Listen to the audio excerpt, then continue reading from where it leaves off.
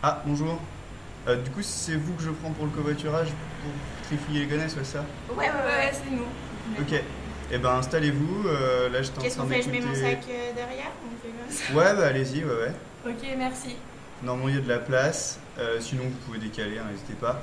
Là, j'étais en train d'écouter une émission bien intéressante là sur France Culture. Et ça vous dérange pas si si on continue? Non, non, pas de Non, soucis, moi, j'aime bien. Petit peu long. Ça va, vous êtes bien installés? Le protocole lui-même. Enfin, on peut dire quand même que les gens sont payés pour participer au test et qu'ils envoient des décharges électriques.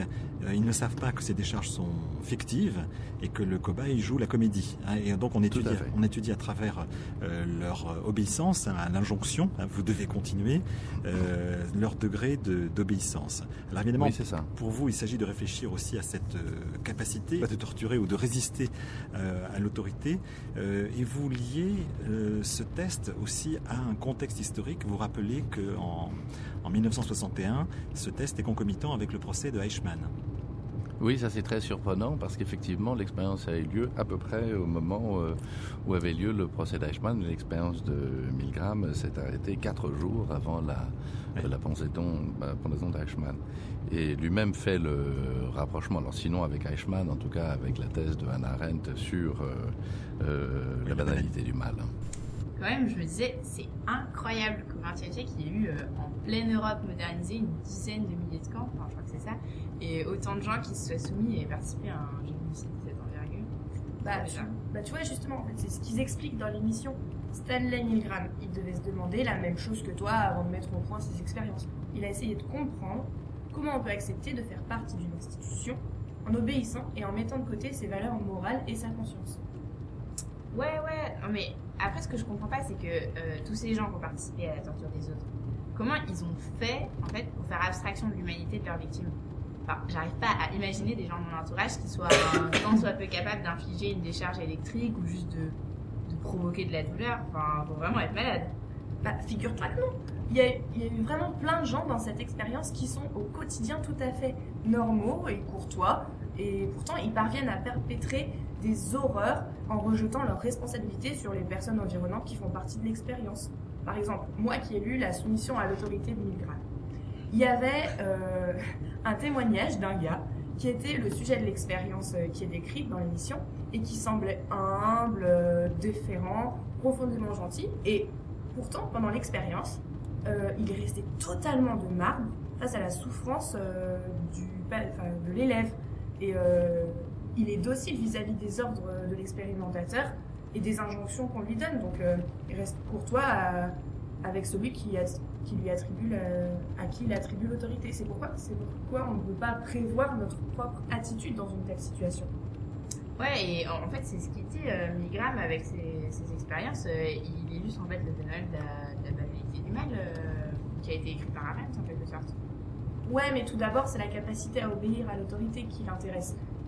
Il observe certains cas qui pourraient se rapprocher de la banalité du mal, à savoir une indifférence face à la souffrance démesurée, et ça ressemble à un schéma type du nazi qui obéit à un supérieur qui lui donne l'ordre de torturer ou de tuer. En soi, dans le cas des nazis, hein, je parle. Est-ce que c'est ceux qui ordonnent les actes ou est-ce que c'est ceux qui les réalisent qui sont vraiment responsables? Pour moi, la responsabilité est partagée par tous les acteurs du génocide, puisque dans une certaine mesure, même les subordonnés sont toujours maîtres d'eux-mêmes. Parce que si tu considères qu'il n'y a que les hauts dignitaires qui sont responsables, à ce moment-là, tu admets que l'obéissance à la loi et aux ordres est plus valable que le respect de la morale. La seule norme, c'est la loi du chef. C'est ce sur quoi se fonde aussi la banalité du mal. Donc fondamentalement, si tu respectes la loi qui va à l'encontre de ta morale, tu te plies à quelque chose qui te soustrait à ta liberté. Tu cesses alors d'être autonome, à savoir de suivre tes propres lois. Et en rejetant la responsabilité sur autrui, tu te libères de toute culpabilité par rapport à ta conscience. Donc, en fait, si je résume, le fait d'appartenir à un groupe, ça dilue la responsabilité personnelle de chacun. En fait, ici, l'appartenance au groupe, c'est-à-dire au parti nazi, est nocive. Et ce phénomène est vachement bien expliqué dans le film La Vague, vous l'avez vu? Ah ouais, autant moi c'est vrai que sur les références savantes là je vous suis pas forcément, mais autant les films je m'y connais pas mal. Ouais, effectivement, La Vague, c'est un film qui illustre le phénomène du groupe. C'est pendant une semaine, il y a un prof qui mène une expérience et il veut montrer comment en fait un système autocratique et la force en gros de l'idéologie du truc quoi peut transformer des personnalités. En fait, transforme les personnalités des individus qui en font partie. Et ça devient complètement malade quoi, et à la fin ceux qui veulent pas faire partie de l'idéal qu'est le groupe ils sont pas du tout respectés, c'est vraiment surprenant comme tout. Ah ouais, c'est fou. Enfin, faudrait que je le voie comme ça pourrait peut-être illustrer cette histoire de changement de personnalité. Mais il y a un truc qui me chiffonne un peu dans cette histoire, parce qu'on est quand même en train de dire que l'homme en tant qu'individu a forcément besoin d'appartenir au moule qui a été créé pour exister.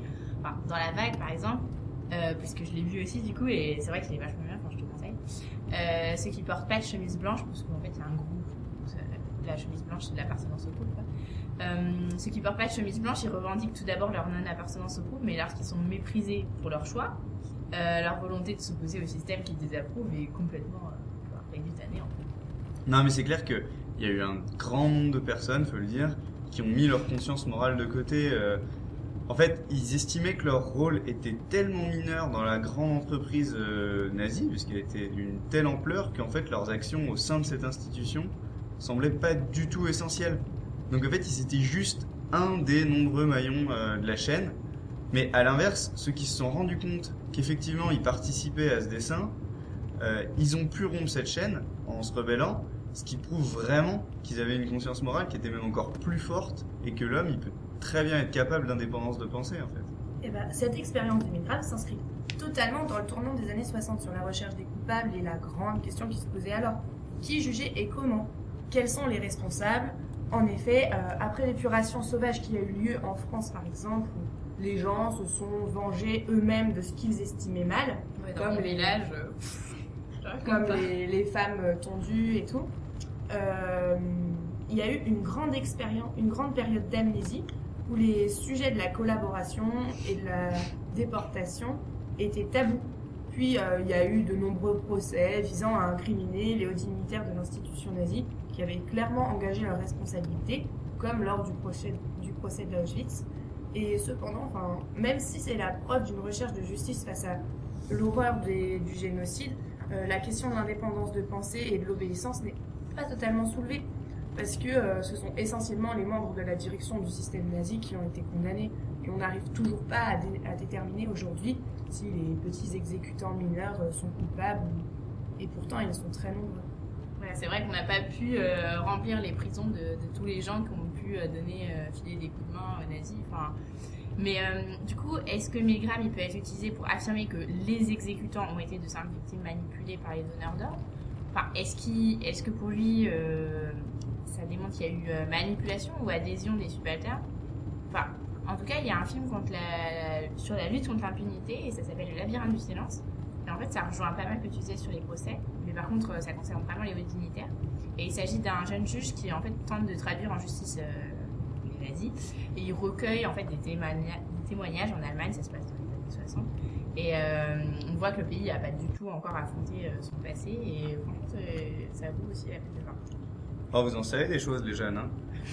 En tout cas, attendez, mais en fait, je crois bien qu'on est déjà arrivé, on n'a pas vu le temps passer. Là, je vous dépose derrière l'église ou en face du bistrot là-bas? Écoute, parce que je peux me garer, il y a la place. Ouais, voilà, fais ça.